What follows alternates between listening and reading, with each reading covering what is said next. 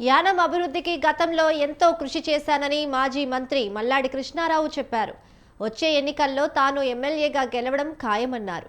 యానంలో పేదలకు ఇళ్ల స్థలాల కోసం 3 చోట్ల 150 ఎకరాలు తీసుకుంటానని చెప్పారు.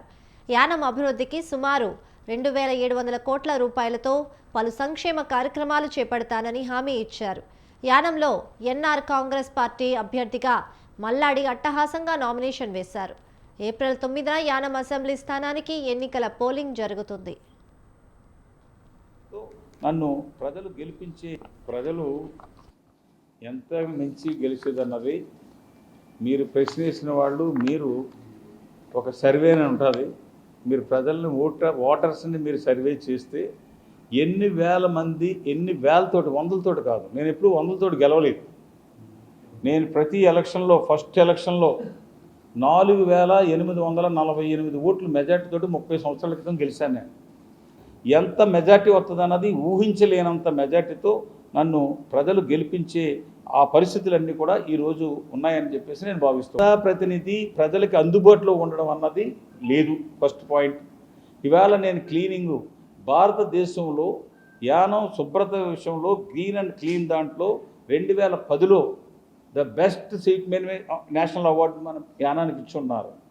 ఈరోజు డ్రైనేజ్ ఆ రోజు మనం చూస్తే 5 లక్షల రూపాయలు నెలకి మున్సిపాలిటీకి గవర్నమెంట్ గ్రాంట్ ఇచ్చింది 2010కి. ఇప్పటికి చూస్తే 2021లో 45 లక్షల నెలకి పోడా ద్వారాగా ఇస్తూ ఉంటే 2021 ముందుకి 13 లక్షలు మాత్రమే యానానికి.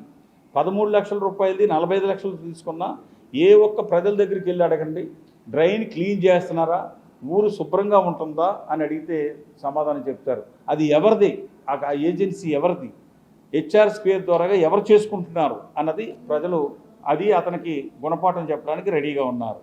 అలాగే పేకాట్లు ఎప్పుడు కూడా యానంలో పేకాట అన్నది కోర్టులు ఆర్డర్స్ ఉన్నా కానీ మీకు పక్క రాష్ట్రంలో కోడిపందాలు ఉంటాయి, పేకాట్లు ఉంటాయి, గుండాట్లు ఉంటాయి, అన్నీ కూడా మనకి పండగలకు దానికి ఉంటాయి. యానంలో ఎప్పుడు కూడా అటువంటిది లేదు. నేను మొదటిసారిగా నేను ఎమ్మెల్యే అయినప్పుడు మహిళలు మీరు యానం తీర్థానికి ఇవన్నీ అలౌ చేయండి, అలాగే లేడీస్ చేత రోడ్డు మీద అసహ్యంగా మరి భోగం మేళాలని ఇలాంటివన్నీ ఉండి స్టాప్ చేయమంటే నేను ప్రజాప్రతి గెలిచిన మొదటి సంవత్సరం నుంచే అన్నీ కూడా ఫుల్ స్టాప్ చేయడం జరిగింది. ప్రజలు ఎంత మించి గెలిచేదన్నది మీరు ప్రశ్నించిన వాళ్ళు మీరు ఒకసారి